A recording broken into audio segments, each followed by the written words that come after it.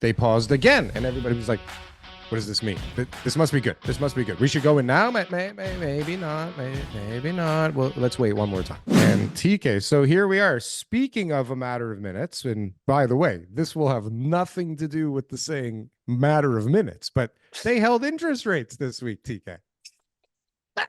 What a segue. I wrote that one down beforehand. Who called that other than like every human being on earth? But I mean, a lot of human beings on earth all called that like they wouldn't have done what they did before. So I know, but I even had somebody tell me that, like, I had a few clients actually tell me and be like, call me after they do the rate announcement. I'm like, what's gonna change? Like, okay, let's do what's scenarios gonna change? Let's do everything's changed. Let's do scenarios.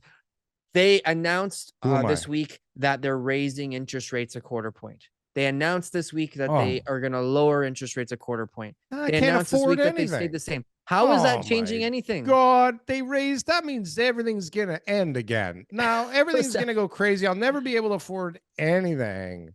Right? But this is what I mean. This is the answer to everything. But the clients that are telling me this, whichever way it goes, they're just like, hey, maybe that news that's going to come out on, Wednesday is going to be, it's going to make me more money when I sell my home. So if I get that information, then it means that I'm going to be able to list right away. And you know what they do, Darryl, after you tell them the information, no matter what the information is, even if it is what they tell you that they want to do, they don't list.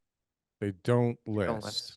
When everybody was supposed to list back in January and February of 2022, conversations we had with everybody were, it's crazy, it's insane, you would not believe how many, multiple offers and buyers are out there and the price you can get for your home. And everyone was just like, I'm going to wait for a better time. I'm going to wait for something better to come around, And now the market's going down. And we've got a little flurry of buyers right now where there's not that much inventory. Things came off in December. It's a great opportunity to not have to compete. I'm saying 20, 30 offers out there. It's pretty crazy. And all the sellers are still saying, well, maybe the spring will be a little bit better. Maybe I can wait a little bit longer and get the pool open. There are multiple digit offers on lots of houses all of a sudden, and people don't even believe it if they don't live in Toronto. They're like, you're making this up. It can't be true. Give me addresses, you fraud. You can't possibly be telling the truth. But it's like all the realtors are saying bidding wars are like here right now. I don't know why, and I don't know for how long, but they're here right now. But then people will say, yeah, there might be bidding wars, but like the bids are under the asking price. Some of them.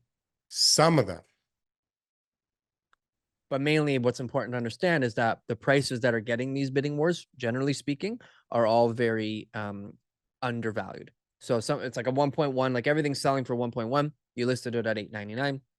You sold it for 1.1, or you probably sold it for $1,050,000, and then you put out a flyer that said sold $150,000 over asking, and everybody got excited. Like that's really what I'm seeing. I'm not seeing a major shift. I'm just sending you a text right now, Darryl, that you can go and take a look at. So this is somebody posted this. Principal balance remaining. Okay, current December 31st, 2023, $665,200.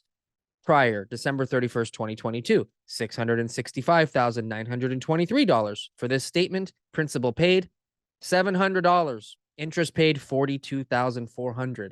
Yeah. 1 years of mortgage payments. So 42 grand in interest. They only paid off $700 of their principal. Crazy. Right? Crazy. That's what's going on out there. So even what's going on. Even the stories that we're hearing are not But the numbers work. Right? The numbers are working. Look at the bank is doing what they need to do, but the bank's getting their money. But the storylines that we're missing are all these ones here. They're not the people who have to sell. They're not the people who bought in 2022. They're not the people who are going power sale. They're not the people who are, struggling in these type of ways that we all assume that there's so many people struggling. It's the people who are literally just paying a whole boatload of interest and not spending any money on the principal, but not spending any money outside into the economy. And how long can we do that for? The interest rates don't need to go back up, down, sideways. They just need to be anywhere close to where they are right now. The debt that everyone has is too high. But how many people? Okay, so we waited for a while for them to hold rates, right? A lot of people were saying, like, please just hold rates. I mean, stop raising rates. This is killing everybody, right? Like, stop doing it. And then they did.